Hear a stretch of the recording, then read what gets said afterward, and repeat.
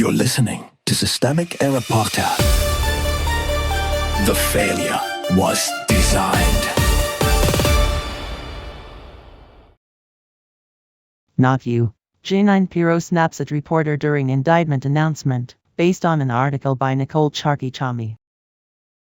Prosecuting paint, dodging insurrection, Selective Fury, U.S. Attorney Jeanine Pirro used a press conference about a federal indictment to perform indignation, not accountability. The case involved David Hearn, a three-time Olympic athlete arrested after allegedly touching detached paint at the $14 million renovated Lincoln Memorial reflecting pool. Pirro said he faces up to 10 years in prison. When a reporter tried to raise January 6, she cut him off and shouted him down. That interruption tells you more than the indictment does. The point of the event was not public clarity. It was a display of prosecutorial power wrapped around a petty, high-visibility offense.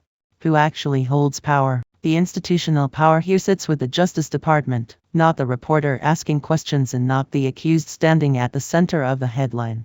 Pirro represents the state's ability to turn an incident into a federal case, to decide what becomes serious, and what gets brushed aside. That is why the January 6 comparison matters. The reporter was not drifting off topic.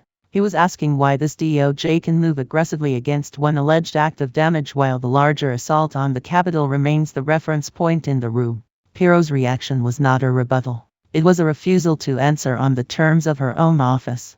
The misdirection. The easy move is to treat this as a story about a testy press exchange. That is a dodge. The real story is selective enforcement and the theater that hides it. A federal prosecutor announced a severe charge over an allegedly trivial act, then bristled when the obvious political comparison surfaced. The source text itself provides the contrast. More than 1,000 January 6 rioters caused millions of dollars in damage, yet the room was being told to focus on a single alleged vandalism case involving a public monument. That is not balance. It is a hierarchy of accountability designed to make a symbol look like law and law look like spectacle.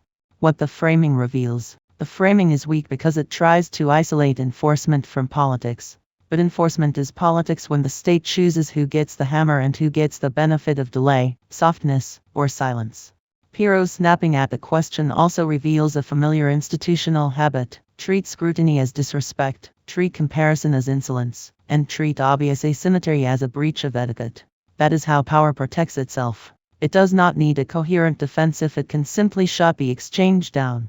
The larger pattern. This is the politics of discipline without principle, severe on the visible, evasive on the consequential. Federal authority is deployed where it is easiest to dramatize force, then becomes hostile when asked why truly dangerous actors are handled differently. The lesson is not that one athlete's alleged misconduct is harmless. The lesson is that the state's credibility collapses when it prosecutes symbolic damage with maximal energy while dodging the violence that targeted democracy itself. The problem is not confusion. The problem is choice.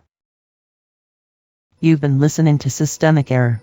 Thanks to Raw Story for today's article. With the automated voice of Sam, thanks for listening.